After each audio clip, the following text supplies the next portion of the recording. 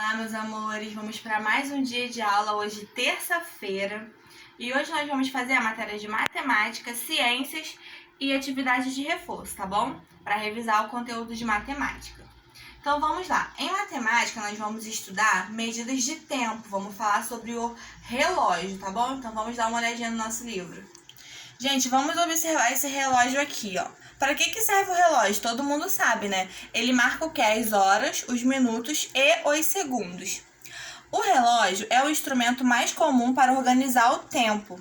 Os primeiros relógios se orientavam pela luz do sol e ainda não tinham os minutos e segundos bem definidos. Apenas muito tempo depois foi inventado o relógio analógico de ponteiros. Como ainda não havia baterias elétricas, eles só funcionavam se recebessem corda. Atualmente existem os relógios analógicos e os digitais. Esse aqui, gente, é o relógio analógico, que tem os ponteirinhos aqui. E esse aqui é o digital, onde a gente vê as horas assim. É um pouquinho mais fácil pra gente ver a hora, né? A hora foi dividida em 60 minutos e cada minuto em 60 segundos. Veja como devemos ver as horas em um relógio analógico. Ó, esse ponteiro aqui, mais fininho, que geralmente, às vezes ele é vermelho, mas nem sempre, o ponteiro fino marca os segundos, esse aqui marca os segundos. O ponteiro grande, que vocês já viram, ele marca os minutos. E o ponteiro pequeno marca as horas. São 4 horas e 10 minutos, ou 4 e 10, ou também pode ser escrito de várias formas. Gente, olha só, como a gente sabe... Tia, mas o ponteiro tá no 2, por que é 4 e 10? Porque cada tracinho desse aqui, gente, conta como 1 minuto. Ó, aqui, 1, 2, 3, 4 e 5, quando chegou aqui no 1. Aí a gente vai contar mais 5, chegou no 2, que foi o 10. E assim a gente vai indo, entendeu? Cada tracinho desse equivale a 1 minutinho, tá bom?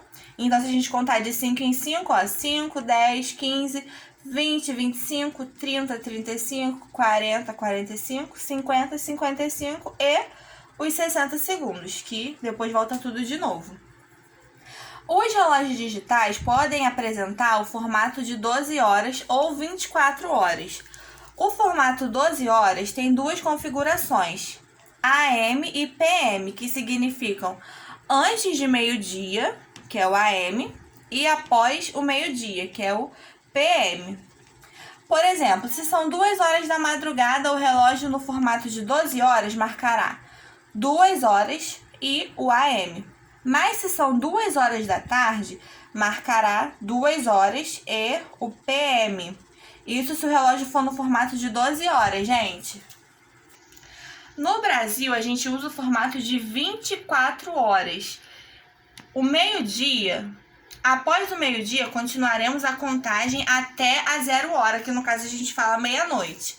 Ó, 12 horas, meio-dia, 13, 1 hora da tarde, 14, 2 horas da tarde. E assim a gente vai até 0 horas, que é a meia-noite, tá bom?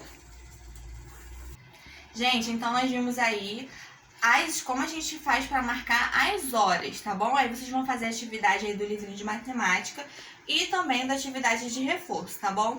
Agora nós vamos para ciências. Em ciências, o nosso conteúdo vai ser sobre os animais. Vamos dar uma olhadinha?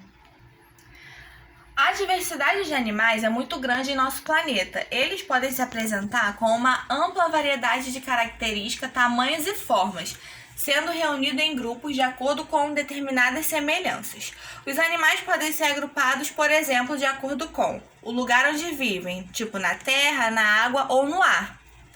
O modo como se locomovem, andam, nadam, voam, rastejam e saltam.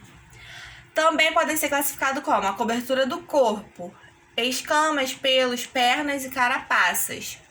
Nós podemos separar os animais em 2 grandes grupos. Os animais que possuem crânio possuem crânio e coluna vertebral, chamados de vertebrados, e os que não possuem crânio nem coluna vertebral, que chamamos de invertebrados.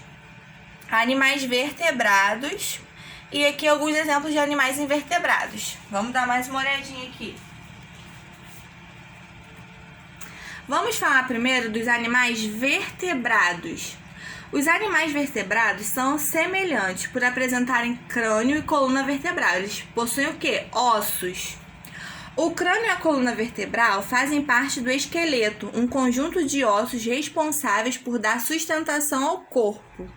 Aqui, gente, ó, o exemplo de um esqueleto, esse aqui é um esqueleto humano, né? Mas aqui nós temos do peixe. Aqui, ó, o crânio do humano e o crânio do peixe, a coluna vertebral e a coluna vertebral. No entanto, apesar dessas semelhanças entre os animais vertebrados, eles possuem outras características que os diferenciam, sendo dividido em 5 classes. Nós temos a classe dos mamíferos, das aves, répteis, anfíbios e os peixes. Vamos para a próxima página. Os mamíferos. Os mamíferos são animais que apresentam uma característica em comum, a presença de glândulas mamárias, órgão que é responsável pela reprodução do leite. Geralmente, o corpo desses animais é coberto de pelos, que protegem a pele e ajudam a manter o corpo aquecido. Então, gente, os mamíferos são aqueles animais que se alimentam o quê? Do leite da mãe, que a própria mãe produz. Aqui nós temos alguns exemplos, ó. A baleia, nós, o ser humano, né? O macaco e o morcego. Os morcegos são os únicos exemplos de mamíferos que voam. Só os morcegos são animais mamíferos e que voam. Aí nós temos as aves. As aves são animais que possuem o corpo coberto de penas. Apresentam um bico, um par de asas e um par de pernas.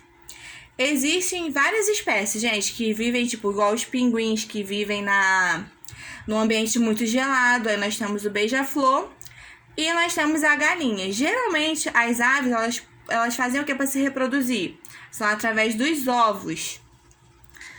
As galinhas são exemplos de aves que se adaptaram à vida no ambiente terrestre. Gente, aqui os pinguins, ele não é capaz de alçar o voo, eles não voam igual os pássaros e tal, mas eles usam as asas para nadar, tá bom? Vamos aí para a próxima folhinha. Répteis são animais que têm o corpo coberto por plantas ou escamas. Os lagartos, gente, têm o corpo coberto por placas ou escamas, tá bom? Os lagartos, os jabutis, os jacarés, as tartarugas e as cobras são exemplos de répteis. Os répteis vivem em ambientes aquáticos ou terrestres e locomovem-se nadando, andando ou se rastejando. Eles são animais que respiram pelos pulmões. Aí aqui nós temos alguns exemplos: o lagarto, a cobra e a tartaruga, como a tia falou. Anfíbios.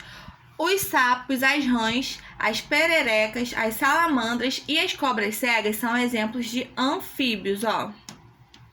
O nome anfíbio significa duas vidas. Este nome foi dado porque a maioria das espécies, quando são filhotes, vivem em ambientes aquáticos e quando se tornam adultas, passam a viver em ambientes terrestres, tipo o sapinho. Põe os ovos lá na água, aí fica lá aqueles girininhos, mas quando eles ficam maiorzinhos assim, eles saem e vivem na terra.